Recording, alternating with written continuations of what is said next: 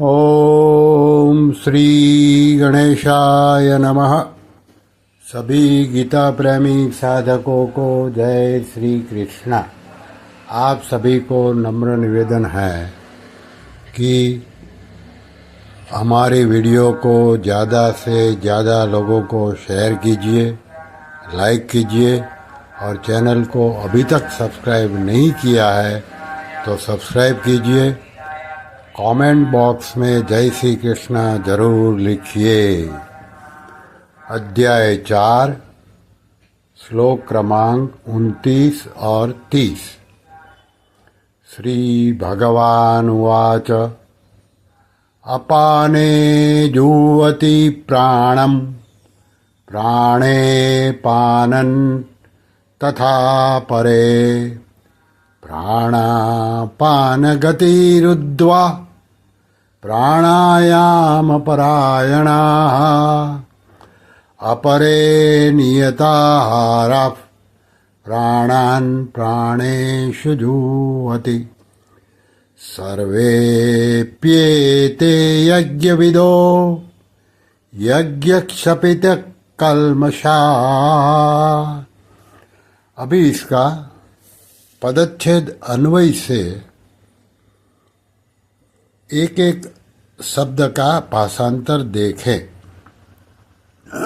अपरे यानी दूसरे कितने ही, प्राणायाम के, परायणाः परायण हुए योगी लोग, अपान में, प्राण का पूरक करके, प्राणापान गति प्राण और अपान की गति रोक कर यानी कि कुंभक करके, प्राणे फिर प्राण में, अपान का जुह्वति हवन यानी कि रेचक करते हैं। तथा अपरे अन्य कितने ही, नियताहाराः नियमित आहार करने वाले, प्राणों का, प्राणेषु प्राणों में, जुह्वति हवन किया करते हैं। एते ये, सर्वे अपि सभी साधक, यज्ञक्षपति यज्ञों द्वारा, कल्मषाः पापों का नाश करने वाले और यज्ञविदः यज्ञों का जानने वाले हैं।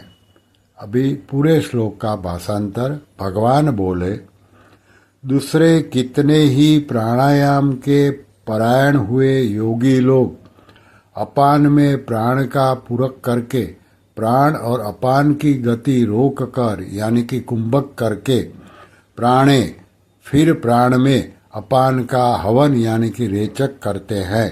तथा अन्य कितने ही नियमित आहार करने वाले, प्राणों का प्राणों में हवन किया करते हैं।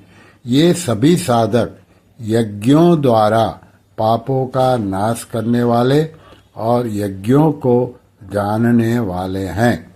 अभी इसकी व्याख्या। प्राण का स्थान हृदय ऊपर तथा अपान का स्थान गुदा नीचे है। श्वास को बाहर निकालते समय वायु की गति ऊपर की ओर और श्वास को भीतर ले जाते समय वायु की गति नीचे की ओर होती है। इसलिए श्वास को बाहर निकालना प्राण का कार्य और श्वास को भीतर से ले जाना अपान का कार्य है। योगी लोग पहले बाहर की वायु को बाई नासिका यानी कि चंद्र नाड़ी के द्वारा भीतर ले जाते हैं। वह वायु हृदय में स्थित प्राणों का साथ लेकर नाभि से होती हुई स्वाभाविक ही अपान में लीन हो जाती है। इसको पूरक कहते हैं। फिर वे प्राणवायु और अपान वायु दोनों की गति रोक देते हैं। न तो श्वास बाहर जाता है और न श्वास भीतर ही आता है। इसको कुंभक कहते हैं। इसके बाद वे भीतर की वायु को दाई नासिका यानी कि सूर्य नाड़ी के द्वारा बाहर निकालते हैं और वह वायु स्वाभाविक ही प्राणवायु को तथा उसके पीछे पीछे अपान वायु को साथ लेकर बाहर निकलती है। यही प्राणवायु में अपान वायु का हवन करना है। इसको रेचक कहते हैं। 4 भगवान नाम से पूरक, 16 भगवान नाम से कुंभक और 8 भगवान नाम से रेचक किया जाता है। इस प्रकार योगी लोग पहले चंद्र नाड़ी से पूरक, फिर कुंभक और फिर सूर्य नाड़ी से रेचक करते हैं। इसके बाद सूर्य नाड़ी से पूरक, फिर कुंभक और फिर चंद्र नाड़ी से रेचक करते हैं। इस तरह बार बार पूरक कुंभक रेचक करना प्राणायाम रूप यज्ञ है।